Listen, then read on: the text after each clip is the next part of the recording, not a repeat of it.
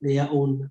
Now, in other contexts, you find that there is a dialogue in the UN, in some other country, the venue is not in the country. Given the South African experience and what you said that you can't negotiate in Parliament, Sibaya, and all of that, you need a neutral venue.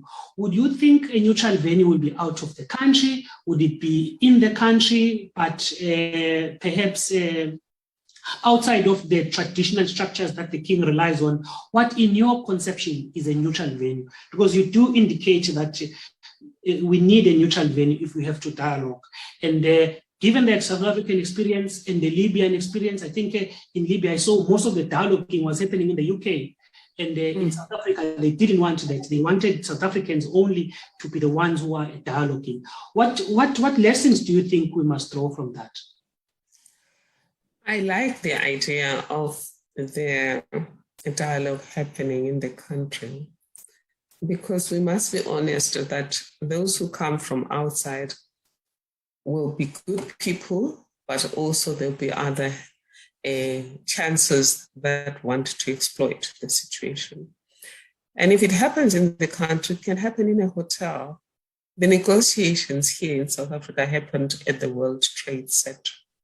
And I'm certain that there is probably an international convention center in Swaziland where this could take place. The idea is just to have a place where none of the parties feel a sense of familiarity, what you call home ground advantage. Everyone should just feel like it is really a round table, and there's an opportunity for everyone to have voice and for everyone's voice to count.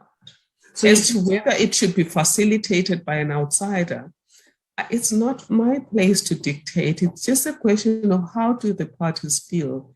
Is there a fair amount of fairness? Is there somebody that all the parties trust that will make sure that if, for example, you are in charge of meetings, you literally give everyone a chance? When instead of just pointing randomly at the crowd, if there are 15 people in the room, you go number one, what do you have to say? Number two, and normally traditional leaders are good at that. I'm not sure about King Mswati because he became a king at a very young age. But my own experience with traditional leaders is they're very gifted when it comes to speaking last, when it comes to making sure that literally everyone in the room is given an opportunity to speak. There's no selection in terms of who can speak and who shouldn't speak.